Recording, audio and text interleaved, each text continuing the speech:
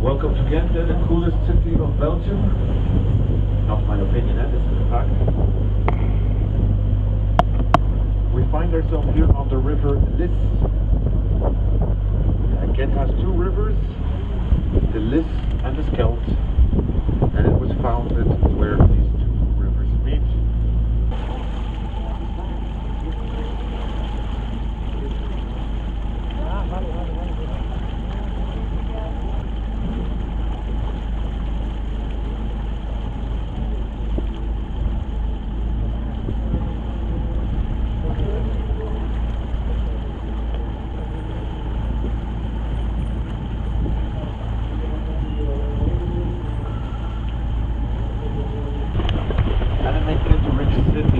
And I mean really stinking rich, powerful city in the Middle Ages. The wealth came from the staple right. Staple right was a privilege that the city had, where they could confiscate 25% of all the goods transported here with mafia style. This is ours, give us a quarter. The confiscated grain was stocked in this big grey building here on the left hand side, the oldest and biggest one of the harbour from the 13th century, and it was then afterwards sold to the bakers and the brewers, of course, to make lovely Belgian beer. Right next to it we see a cute little house, and one with blue windows. That was the toll booth. That's where taxes had to be paid and where the staple right was controlled. As you can tell, you don't need a big house to count money, yeah?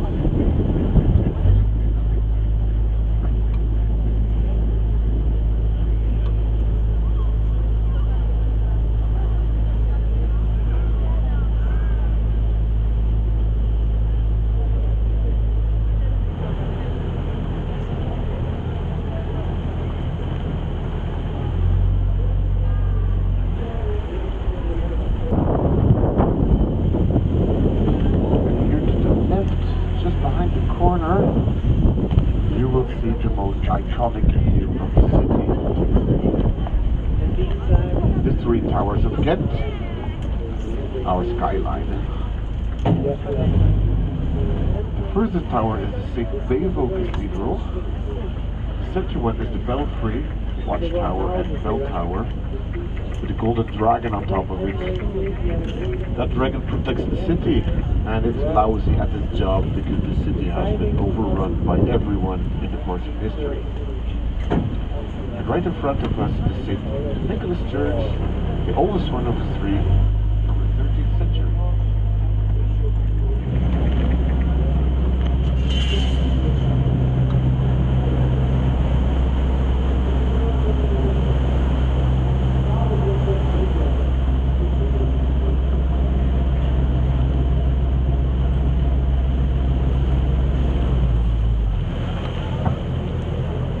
Over there to the right, you see the Dominican Monastery, that big, great, evil-looking building. It was built in the 13th century. It was built as a house of God.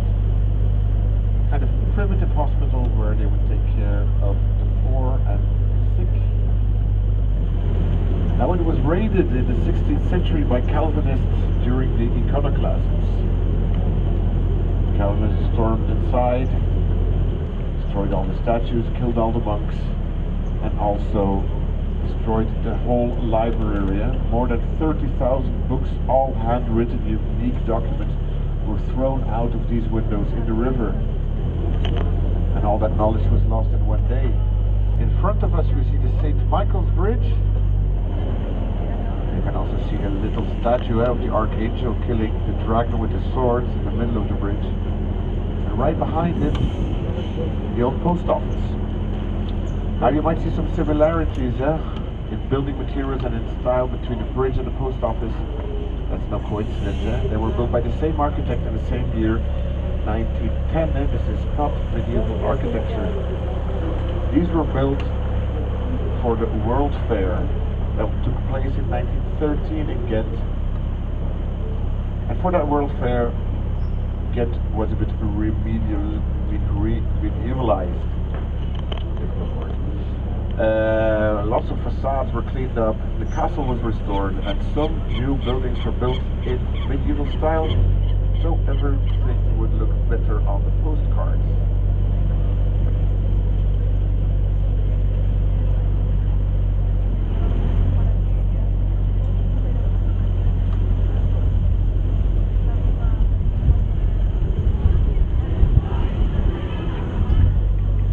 To the left we have the houses here in the Grain Harbour are guild houses.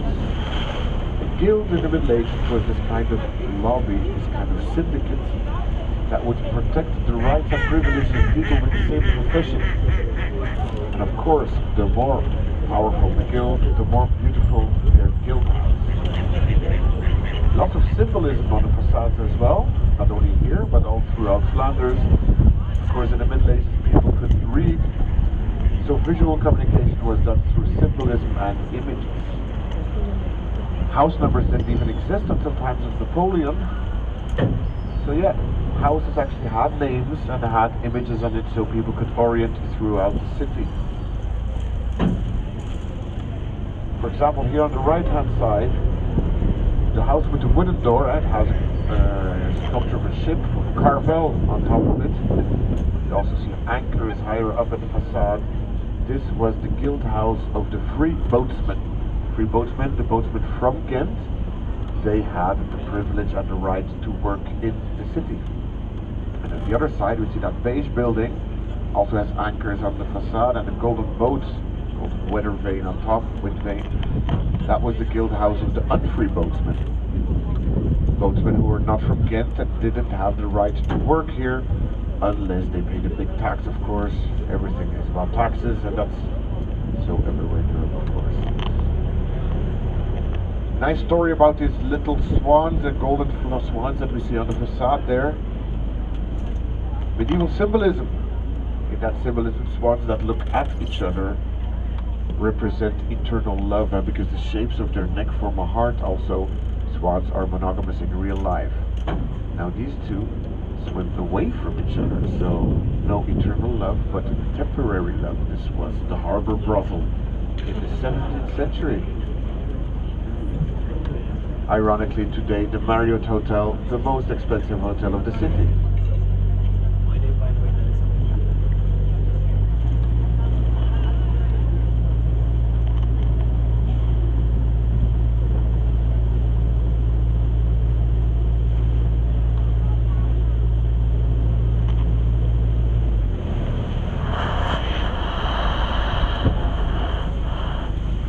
In front of us, the old fish market or fish. If you look carefully on top of the roof over there, you see a golden trident popping up. That's Neptune's trident, a statue of him above the main entrance on the other side of the building. This building was still in use at a fish market until the 60s of last century, and my grandmother still bought fish here. Today it's beautifully restored and it's a tourist information center.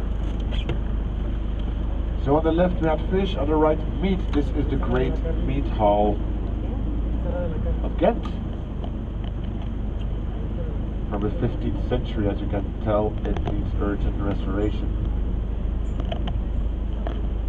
It had three parts. The back part here with its bigger windows, that was a chapel. That's where the butchers would go to pray before going to work.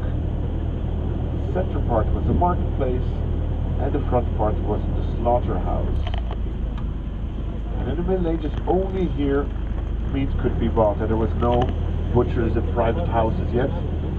This was to control the quality. Of course, hygiene was not the same as it is now in the Middle Ages, but also to control prices, and like that the city had a firm grasp over the prices.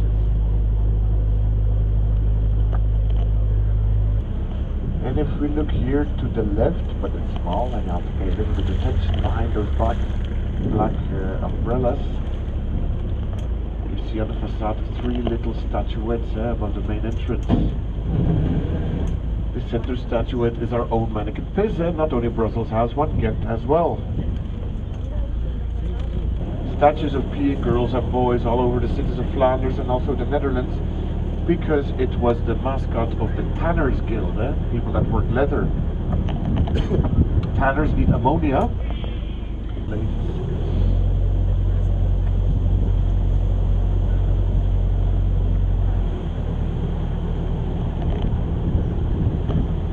And here to the right, just behind the corner, you will see the great cannon of Ghent from the 15th century.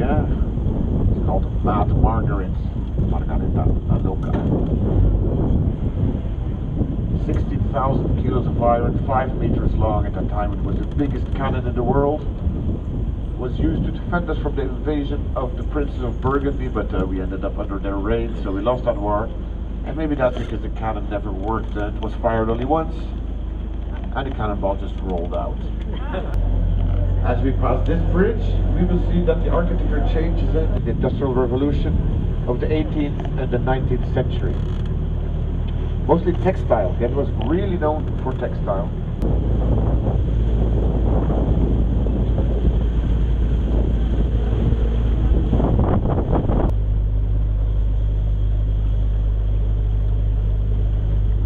If we look between those buildings over there, we see a small square, and that's where you also see the statue of Neptune, the fry that we saw earlier, on top of the main entrance of the fish market. But on that same square, there's a nice cute story I want to tell you about Ghent. That black lantern pole over there with the glass lanterns in it, it's connected to the 4 hospitals of Ghent, and whenever a child is born, they press a button and the lights flicker. Really cute story.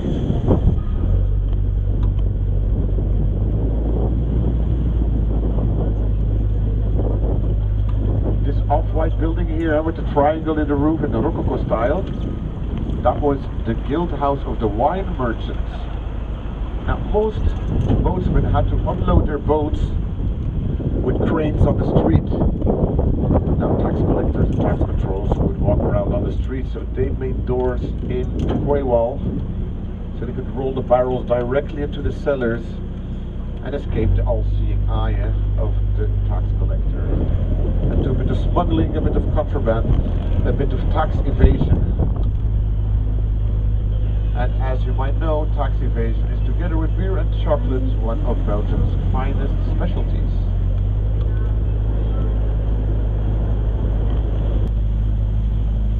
We're still on the River Lys, we haven't left it yet, but now we're going to make a right turn into the river-canal. Lieve, very cute name in Dutch. It means something like sweet or dear or darling, and the name suits because it's actually a very nice looking neighborhood over there, very romantic. Now this canal was hand dug in the 13th century and it connected Ghent with the North Sea, making Ghent a seaport, and that was of course extremely good for business, and it made the city even richer. Ghent until today is still a seaport, obviously, with other canals that are way bigger. And it is one of the characteristics of the city, of the personality traits of the city. 2 big things actually here in Ghent: the fact that it is a seaport and the fact that it is a student city.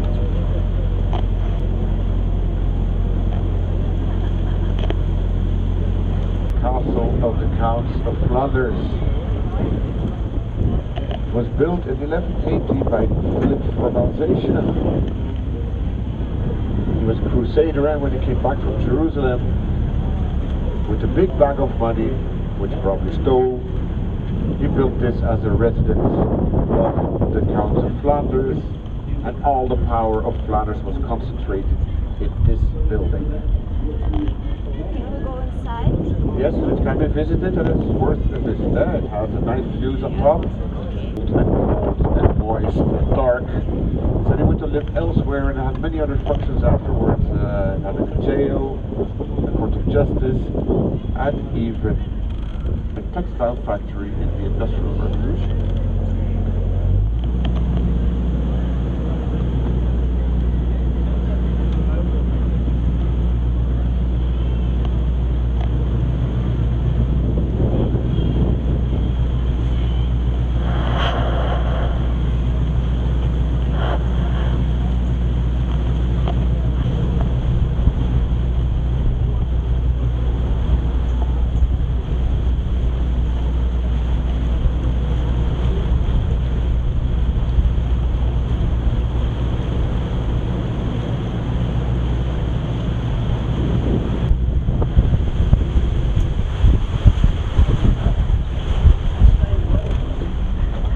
the left we see what was the second port in the Middle Ages of Ghent. More back there, and you see it's a bit semicircular. This is where a place where bigger boats could turn around and go back. Also, you might remember that unfree boatsmen could not enter the city. Today, one of the more romantic places of Ghent, as you can see, and you will find often your couples on a date. And they say if you kiss under these weeping willows, your love will be everlasting. I myself have tried this many times. To the right here, the Augustinian Monastery from the 13th century. It was also destroyed by Calvinists in the 60s, then rebuilt in the 70s. This is what you see now, and it is still in use. It has been in use all this time. This is still live here. And it's a popular place of pilgrimage. Thousands of people who come here every year. Especially people with worries or troubles, because here you come to pray to Saint Rita, the patron saint of the lost and desperate cases. This is my favorite neighborhood of Ghent, and of many people of Ghent itself, because it's so quiet and there's no bars or restaurants or shops. It's just cozy and romantic.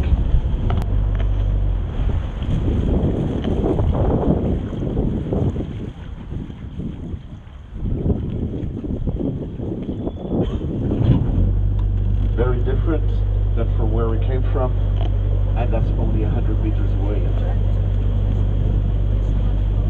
Now this part of the river will go a little bit about Charles V, Emperor Charles V, the Emperor of the Holy Roman Empire, the empire where the sun never set. He was born here in the year 1500, and this whole neighborhood was one big luxurious palace and the court of princes of Burgundy. Extremely luxurious palace, more than 300 rooms, had a botanical garden, had a zoo for lions which were living there for centuries, where they were bred and everything. Almost nothing is left of the once great palace, and was demolished to make place for factories in the Industrial Revolution. Here on the left we can see the coat of arms of Charles V and his Holy Roman Empire.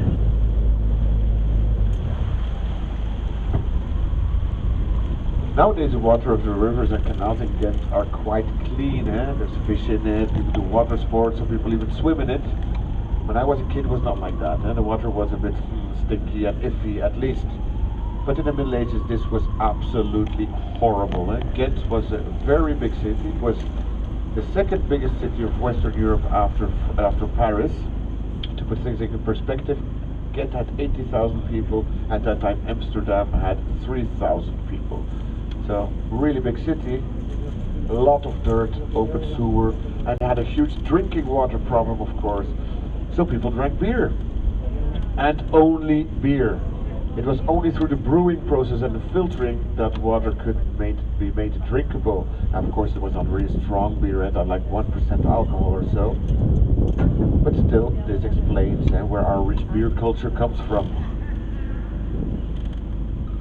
1.5 liters of beer per person per day was already the average in the Middle Ages, children included. Canal here. City walls don't exist anymore. They were demolished in the 50s and the 60s to make the ringway of the city. And actually the ringway is where the city wall used to be. Now this was a fortified water lock. By opening the compartment doors, they could flood the big terrain on the other side of the city walls, and so avoid enemy attacks from that side of the city. Maximilian I of Austria from the House of Habsburg tried to invade Ghent from that side. He came here with an army of 40,000 men. That was huge in the Middle Ages. So the Prince of Burgundy, our bosses then, and they opened the compartment doors, and Maximilian was staying there about his soldiers 8 deep in the water and in the mud. They had outbreaks of cholera and they had to go back home. Then this victory monument was built in remembrance of that victory. And he married Marie of Burgundy. That's when these two huge powerhouses of Europe, the Prince of Burgundy and the House of Habsburg, merged into one, and that's the beginning of this big empire. Also the beginning of the story of Charles V.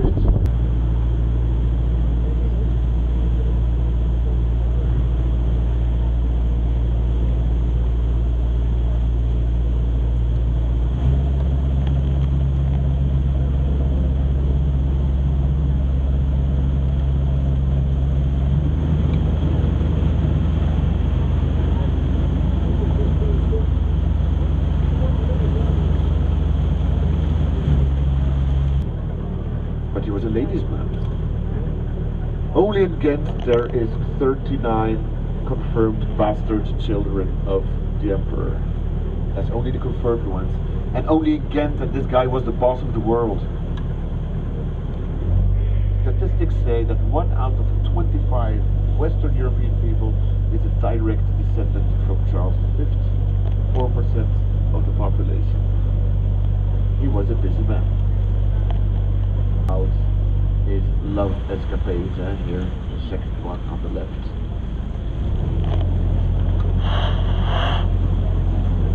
Here on the left we have the Riflemen's Guild House, 17th century, a bit later than the Middle Ages, but still has the symbolism on it.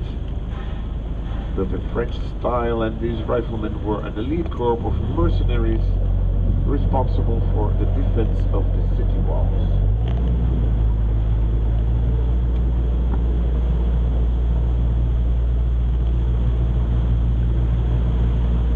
Because they were a Catholic institution, they had some autonomy and some privileges. So whatever was what I was told within the monastery walls was exempt of taxes. Augustinian beer still exists. It's not made by monks anymore. It's now more industrialized. It's called Augustin. It's quite a good beer. I really like it when it's a bit windy, because the castle looks so cool, with the flags on top. Really cherry on the cake. 4 flags, the right one, the yellow one, is the flag of Flanders. The second one from the left, the black one with the white line, that's the flag of city of Ghent. The green one is the flag of Eastern Flanders, this province actually.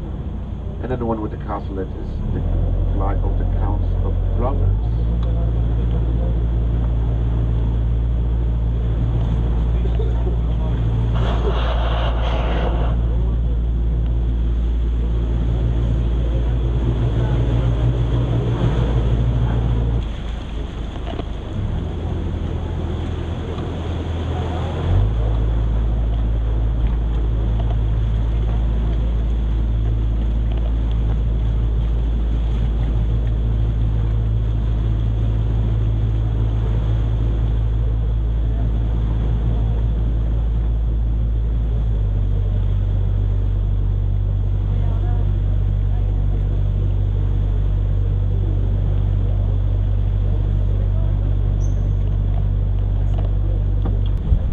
The building over there with the big green windows, that's actually the side facade for a fish market. We've passed it 3 times already. It's almost all city block. You can also see this medieval symbolism and this horizontal strip between the windows with sea creatures, and above the windows gargoyles. Let me tell you another story about the Castle of Ghent. The Castle of Ghent has been conquered 3 times in history. The last time in 1949. You probably wonder why would you want to conquer a castle in 1949? It's like after the Second World War. Well, the price of beer went up from 3 to 4 francs for a pint, and this caused outrage under students. Everybody knows students need beer to survive. So a group of 108 students went to the market, bought eggs and tomatoes, walked inside the castle and closed the doors. It was impossible to get them out. That is a really sturdy castle. They were standing there on those turrets throwing tomatoes and eggs at the police who that were in long white jackets at the time, so it must have been quite a sight. At the end the fire brigade had to come and they had to hose them out, and then after 16 hours they could be arrested finally. But at the end it was all for nothing, and price of beer kept going up ever since.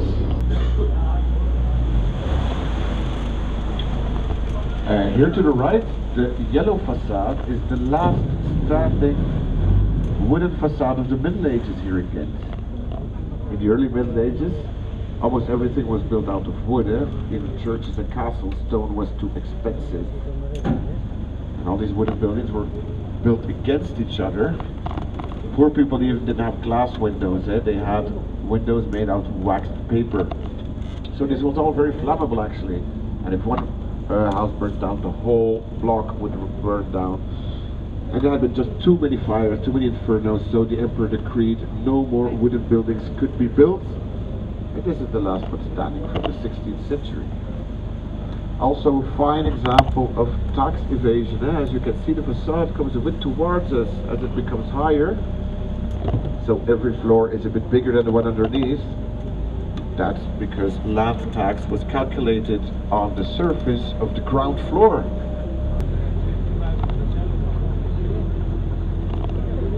Oh, looks like the sun is back. Maybe you'll be lucky this afternoon. And we're almost back to where our little adventure started here on the rivers and canals of Ghent. I hope you learned something about prostitution, about alcoholism, about incest and tax evasion. But I especially hope you enjoyed yourselves, and I wish you a very pleasant afternoon. Thank you very much.